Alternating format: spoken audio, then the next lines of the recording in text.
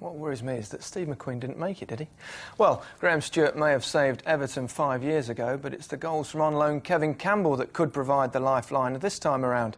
And the former Arsenal and Forest striker has had a visit from Damien Johnston.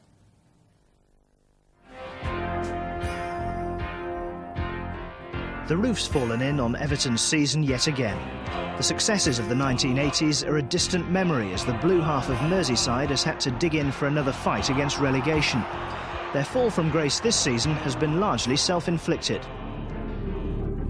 But with survival in the Premiership apparently ebbing away, step forward a saviour from the East.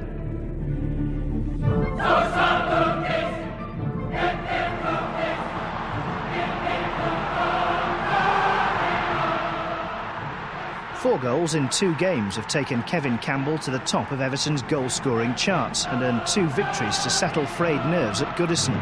But it's a long way from the banks of the Black Sea to Merseyside. I don't know what's really been happening with the club before I came back. They sold Duncan Ferguson to Newcastle and he hadn't been replaced and stuff like that. So when Watersmith spoke to me, he was just saying, they needed a bit more strength up there and a bit more, knowledge. A bit of experience, and I'm pleased he turned to me. Campbell's on loan from the Turkish side Trabzonspor. His move to Turkey from Nottingham Forest went well initially, but later turned sour. It's very different. Even being introduced to the crowd, which they do abroad.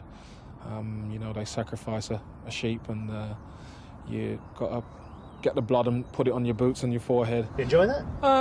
Well, it's not that you enjoy it, but it's a ritual they do. So obviously, you just do it, and the crowd go crazy when you do it. So obviously, if it makes them happy, it's no skin off my nose. Things turned a bit sour with this comment from the Trabzonspor president. So what was your reading of that? What happened?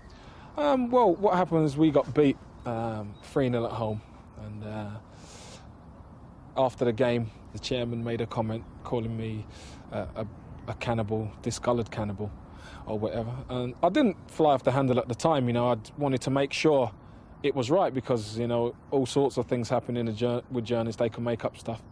And I was found to be true, what he said. So, I couldn't take that, I'd given up quite a lot to go out there in the first place and to think that, they're taking me for granted, really. They could say these things about me, so, I was hurt by it, and my family was hurt by it as well, and it was just something I couldn't take.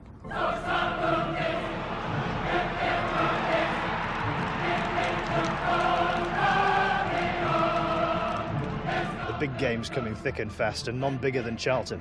Yeah, this is our cup final, really. I think if we win this game, we could be as close to safety as possible. But, we just hope that we could make a good account of ourselves and get the 3 points.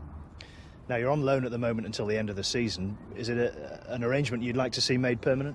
Of course. I'd like to come back to English football full stop, really. I don't know what the situation is with the takeover and stuff like that, but, I'd be willing to sign for Everton tomorrow. But obviously, if Everton, couldn't do it, I'd go elsewhere.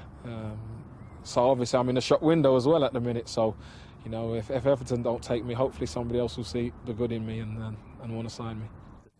He's made quite an impact at Goodison, Trevor. I'm sure they'd be keen to keep him, won't they? Yeah, I think so. They couldn't buy a goal, could they, for 6 months at Goodison Park? So his goals have made a difference. Young Francis Jeffers has done well as well.